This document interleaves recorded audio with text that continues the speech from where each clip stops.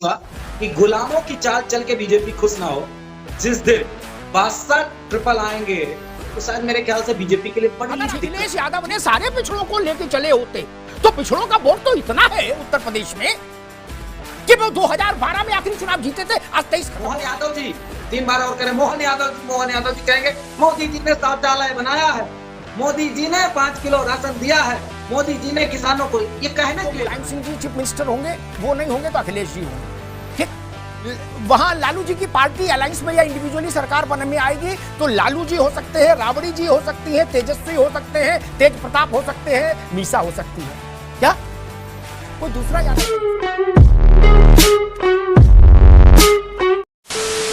नमस्कार दोस्तों, आप सबका बहुत बहुत स्वागत है तफात डिबेट में। दोस्तों, 5 राज्यों के विधानसभा चुनाव में 3 राज्यों के विधानसभा चुनाव में बीजेपी को भारी जीत मिली और इन्हीं 3 राज्यों में बीजेपी ने नए नए मुख्यमंत्री के चेहरे आपके समक्ष लाए। लेकिन हम खास बात करेंगे एमपी के चुनाव में जीते हुए मोहन यादव जी की, जो नए चेहरे बनकर उभरे हैं एमपी के मुख्यमंत्री के तौर पर। इस डिबेट में आप मनोज यादव को देखेंगे दोस्तों। ये हमेशा आप इनको देखोगे कि ये अलग ही नशे में रहते हैं, सूखा नशा करते हैं मेरे ख्याल से, और अलग ही अकड़ में रहते हैं। उनका कहना है कि जो बीजेपी ने पत्ते खेले हैं वो सारे पत्ते गुलाम हैं और हमारे पास जो पत्ते हैं वो राजा है। तो दोस्तों, इस डिबेट में देखे होंगे अमिताभ अग्निहोत्री जी को कि अमिताभ अग्निहोत्री जी ने इनके यादव कार्ड जो राजा कह रहे हैं इनको किस तरह से ध्वस्तीभूत कर दिया है। दोस्तों, डिबेट जब इन दोनों के बीच में होती है तगड़ी होती है, मज़ेदार होती है। और इस डिबेट में अमिताभ अग्निहोत्री जी ने राहुल गांधी जी की भी अच्छी मौज ली है। तो दोस्तों, मज़ेदार वीडियो है, चलिए शुरू करते हैं डिबेट वीडियो। Let's start. तो करना, ये भी परेशान हो गए, हम भी परेशान हो गए, करो फिर। मनोज यादव जी मैं कल समाजवादी पार्टी के एक जोरदार प्रवक्ता, हालांकि सपा के तो प्रवक्ता हमेशा उत्साह भरे रहते हैं, तो लेकिन एक अति उत्साही प्रवक्ता को सुन रहा था, उन्होंने कहा कि ये अखिलेश यादव का ताप है कि मध्य प्रदेश में यादव बनाना पड़ा भाजपा को, क्योंकि माननीय अध्यक्ष जी ने पीडीए का अनाउंसमेंट कर दिया है। तो मैं देख रहा था पीडीए में पिछड़े, दलित, आदिवासी, पिछड़ा मुख्यमंत्री हो गया, आदिवासी मुख्यमंत्री हो गया, दलित डिप्टी चीफ मिनिस्टर हो गया। तो एक तरह से तो पीडीए पूरा हुआ नहीं मनोज जी? बिल्कुल सही कहा आपने। लेकिन जो भी हमारा साथी प्रवक्ता रहा होगा उसने जरूर दम भर के बात कह दी। लेकिन ताश के पत्तों पे चलते हैं और जवाब बड़ा सुंदर आपके सुनने में मिलेगा और है भी रियलिटी। 4 कलर पत्ते होते हैं, बेगम, गुलाम, बादशाह और एक कोई शायद और होता हो, मैं खेलता नहीं लेकिन लगभग सुना ही। गुलाम चले हैं बीजेपी ने और बड़ी खुश है कि वो प्लस वाला नहीं होता कोई गेम कि तीनों पत्ते अगर मिल जाए एक ही तरह, तो वो कहता है सबसे बड़ा हमारे पास। गुलाम फेंके हैं तीनों, बादशाह अभी बैठे हैं तीनों और ऐसे ढके हुए बैठे हैं। इंडिया अलायंस है बादशाह। एक चुनाव हुआ इंडिया अलायंस का अब तक, सिर्फ एक सीट, और उस सीट का नाम है घोसी। दूसरा कहीं भी देश में इंडिया अलायंस ने चुनाव नहीं लड़ा बीजेपी। अगर मैं गलत हूं तो मुझे राइट कर दीजिएगा, पत्रकार महोदय, आप दोनों लोग। एक चुनाव घोसी, लगभग 50,000 से हमने बीजेपी को हराया। और जहां लड़ी है अभी तीनों स्टेटों में, चाहे तेलंगाना में जीती हो कांग्रेस और चाहे हारी हो तीनों स्टेटों, इंडिविजुअल लड़ी है, इंडिविजुअल जीती है, इंडिविजुअल हारी। हम लड़े निश्चित तौर पर, हमारा इतना पृष्ठभूमि नहीं था वहां। 1-2 विधायक, 3 विधायक, 4 विधायक, मैक्सिमम 7 विधायक तक रहे हैं एक दौर में। लेकिन राजनीति सेंट्रलाइज हो रही है अमिताभ जी। तो मैं इतनी बात कहूंगा कि गुलामों की चाल चल के बीजेपी खुश ना हो। जिस दिन 62 ट्रिपल आएंगे तो शायद मेरे ख्याल से बीजेपी के लिए बड़ी दिक्कत है। वैसे एक बात बता दूं, कान में आपके एक बात कह दूं, कान में मोदी अमित शाह को पता है कि इंडिया के पास वो कौन तुरुप के बादशाह के 3 पत्ते हैं, अच्छे से मालूम।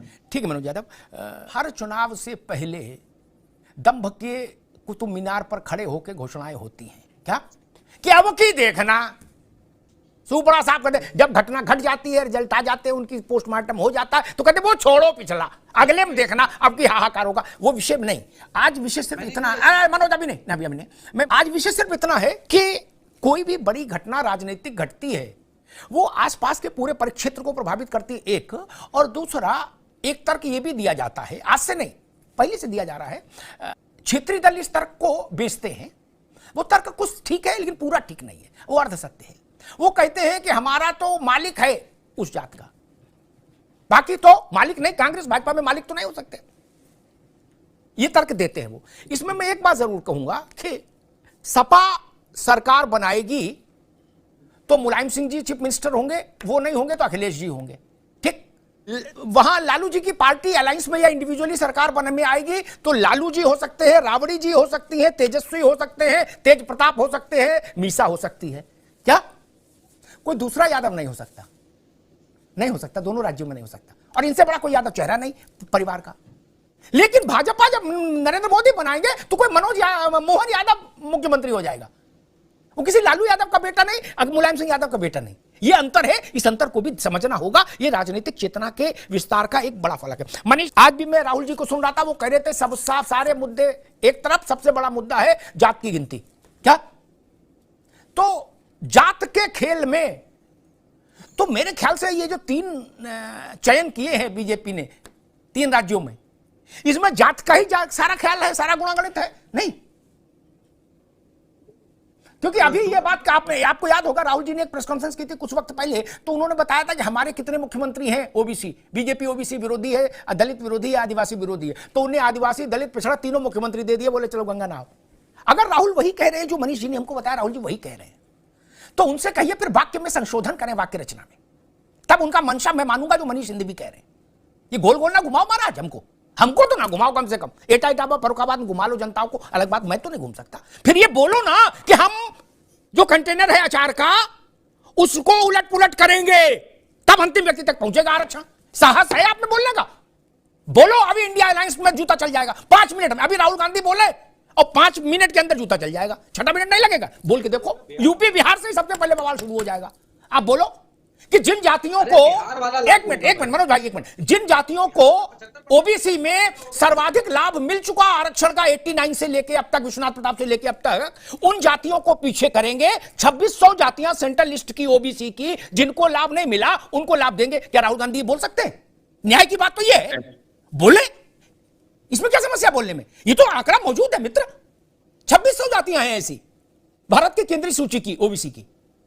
अब राहुल जी वही चाहते हैं ना, तो फिर हिम्मत करें और बोले कि जिन गिनती भर, मुट्ठी भर जातियों ने ओबीसी के नाम पर सारा आरक्षण अपने उसमें दबा लिया मुट्ठी में, हम उस मुट्ठी को खोलेंगे और आरक्षण अंतिम व्यक्ति तक ले जाएंगे। ये बात नहीं बोलते, ये बुलवाइए तो हम उनके साथ खड़े हो जाएंगे। हम कहेंगे ये न्याय की बात है, राहुल गांधी बोले तो कोई बोले उसका समर्थन होना चाहिए, लेकिन बोलना यही पड़ेगा। ये गोल गोल नहीं चलेगा मित्र कि ये भी सधे रहे हैं वो भी सधे रहे हैं। जातियों का वर्चस्व देख के राजनीतिक लाइन तय करेंगे तो ये समस्या आएगी। मनीष जी आप भी समझ रहे हो मैं क्या कह रहा हूं। खैर आलो, अगर अखिलेश यादव के राजा होने से ओबीसी यादव संतुष्ट है तो फिर नरेंद्र मोदी के प्रधानमंत्री होने से और इतने ताकतवर प्रधानमंत्री होने से देश का ओबीसी क्यों संतुष्ट नहीं होगा? ये कैसे मान ले फिर? ये मसला है। खैर मनोज यादव जी, क्या होगा नहीं होगा भविष्य की बात है, उस पर आज फैसला कुन होने की जरूरत नहीं, क्योंकि फैसला कुन होने में क्या होता है, फिर पीछे हटने में बड़ी दिक्कतें आती हैं, फिर कई दिन समस्याएं पैदा होती। वो फैसला कुन जनता के साथ होने दे, जैसे जैसे परिस्थितियां आगे बढ़े हम लोग विवेचना करें। आज की तारीख में एक बड़ी स्थिति है कि भारतीय जनता पार्टी ने एक यादव मुख्यमंत्री, जिसके नाम के आगे यादव लिखा, गौड़ को इसलिए मैं वो उल्लेख नहीं करता क्योंकि गौड़ खुद संदिग्ध वातावरण बना के चलते थे अपने इर्द गिर्द। उनका यादव, शिवपाल यादव वैसे मोहन यादव, बलराम यादव वैसे मोहन यादव, ये भाजपा ने पहली बार प्रयोग किया है। तो कुछ सोचा समझा होगा, इतना बड़ा प्रयोग एक राज्य की सबसे बड़ी राजनीतिक कुर्सी अगर कोई पार्टी दे रही है यादव को, तो आपको नहीं लगता इसका कहीं कोई असर होगा या बिल्कुल ब्लैंक जाएगा? कि इंडिया अलायंस के पास 3 बादशाह हैं। अगर उन्होंने अपने गुलाम के एक पत्ते फेंके हैं तो हमारे पास 3 बादशाह। ये बात नरेंद्र मोदी जी को पता है, अमित शाह को भी पता है। मतलब भाई ये जो हमारे साथी बैठे हैं पटेल साहब, इनको नहीं, उनको मानो, इसीलिए वो पहले से चले दे रहे हैं अपनी चाल। हम इस बात का इंतजार कर रहे हैं कि इसके अलावा भी और क्या बड़ा करोगे? क्या भूपेंद्र यादव को बना दोगे? क्या सबसे बड़ी कम्युनिटी है तो प्रधानमंत्री चेहरा बना दोगे? क्या वोट लेने के लिए बना दो और अच्छा रहेगा। या क्या कर लेंगे मोहन जी? मोहन जी जानते हैं क्या कहेंगे? मोहन यादव जी 3 बार और करें, मोहन यादव जी कहेंगे मोदी जी ने शौचालय बनाया है, मोदी जी ने 5 किलो राशन दिया है, मोदी जी ने किसानों को, ये कहने के लिए बनाया ना। अखिलेश यादव जी की तरह फैसला थोड़ी ना ले पाएंगे कि नहीं पिछड़ों के लिए हम अब ये करेंगे, अब हम ये यूनिवर्सिटी बनाएंगे, अब हम एजुकेशन में ये रियायत देंगे, अब हम पिछड़ों के लिए ये काम करेंगे। नेताजी की तरह राजनीतिक आरक्षण थोड़ी नहीं लागू कर देंगे जब मौका मिलेगा। कि पिछड़ों को राजनीतिक आरक्षण दे दो, पिछड़ों को नौकरी का आरक्षण दे दो। ये कहते ना पटेल साहब कह रहे क्या किया समाजवादी पार्टी ने। प्रधान जी जब आपके चच्चा लड़ते होंगे ना बैकवर्ड सीट पे, तो समाजवादियों की सोच है देना जो लागू करवाई थी हमने। ये मोदी जी की कल्याण सिंह की देन थोड़ी नहीं है। बहुत पिछड़े नेता दिए हैं, मुंडे भी थे वहां पिछड़े महाराष्ट्र में, क्या है कुछ पता है कहाँ? ये जो बात मनोज यादव कह रहे हैं उसमें मनोज यादव में अतिरंजना बहुत ज्यादा है। उत्तर प्रदेश में यादवों का भला हो गया हो ऐसा नहीं हुआ, यादव इंपावर्ड हो गया हो ऐसा नहीं हुआ, सैफई इंपावर्ड हो गया, ये सच है। सैफई इंपावर्ड हो गया, जो बच्चा 25 साल का हुआ उसको लाल बत्ती मिल गई, कोई ना कोई पद मिल गया। अब वो सब यादवों का इंपावरमेंट तो नहीं मान, अगर मानते भी कि सारे पिछड़ों का इंपावरमेंट हुआ तो ऐसी स्थिति नहीं आती। अगर मायावती जी ने सारे दलितों का भला किया होता तो उनका वोट 12% तो नहीं रह जाता। ध्यान दे रहे हो सब लोग? अगर अखिलेश यादव ने सारे पिछड़ों को लेके चले होते तो पिछड़ों का वोट तो इतना है उत्तर प्रदेश में कि वो 2012 में आखिरी चुनाव जीते थे, आज 23 खत्म हो रहा है। ऐसा नहीं होता ना। इसलिए बात करो जो आंकड़ों से पुष्ट हो, आंकड़ों से प्रमाणित हो जाए। हमारे मन की इच्छा से तो बात नहीं चलेगी। आंकड़े जिस पर गवाही देंगे ना वही बात मानेंगे ना। अब मायावती ये कहेंगे नहीं पूरे देश का दलित मेरे साथ है, हमारे पास तो आंकड़ा 12% वोट है उनके पास कुल, तो पूरे देश की नेता कैसे हो जाएंगी मायावती? No, never.